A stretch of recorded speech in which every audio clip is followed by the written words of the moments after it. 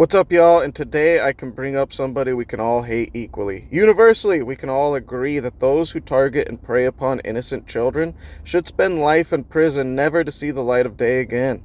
The following details I will talk about are hard to take in, so please, adults only, viewer discretion is advised.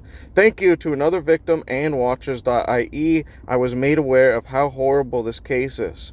The predator's name is David Hubbard, and he's someone those of you in Ireland and the UK need to be aware of. In March of 1992, he was convicted of intentionally and recklessly assaulting a baby, causing bodily harm. This happened Christmas Day 1990 when the baby was just 3 months old. Hubbard would proclaim his innocence before pleading guilty minutes before the trial. He was 22 years old when convicted, and even worse, given a sentence of 4 years and would only serve 2. The baby, though, is not his only victim. The Independent and Sunday World would tell the story of another victim of his, Catherine Potts, who would waive her anonymity so the public could be aware of this monster.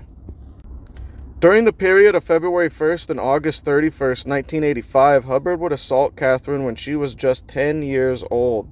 The following is quoted from the Sunday World and what had happened to her during that time. I was so short and skinny at the time, and he was this big man. I was terrified, but there was nobody with me to get me out of it. There was no one to stop it. He approached me, and he took me into the pavilion, and then he bombarded me with threats. I remember him warning me that if I told, nobody would believe me, and he said something would happen to my sister if I did. Basically, he was just letting me know that he was in charge. He was in control, and I had no say in the matter. I was just an opportunity to him. That's the way he looked at it. But he stole everything from me. He stole my innocence and he stole my childhood. I had to become an adult, even though I didn't know what adulthood was. What he did to me led me to addiction, self-harm, and suicide attempts. On 3 occasions, I ended up in a hospital, and there were other occasions where I planned it and went off on my own, but people found me in time. In total, I tried to take my own life 6 or 7 times. This has haunted me. She would keep this to herself until she seen pictures he had posted on Facebook with another baby. Catherine would go to Gardaí about what Hubbard had done to her. She would go on to say, after I saw that picture, I contacted the girl he was with over there, and I let her know about his past. She didn't believe it at first, so I sent her some of the newspaper clippings. The long and the short of it was, after a couple of months, she realized what I had told her was true, and she moved to her sisters in London. It was after that I rang the Gardaí. On July 28th, Hubbard was convicted at Bray District Court for the assault on Catherine and convicted to 2 years, where he may get out by next year. I have here another statement from the mother of the poor child he assaulted, who wishes to remain anonymous. This is her statement. Hi. I hope all this brings awareness to people with small children. David Hubbard is a vile, evil creature. He is a child predator.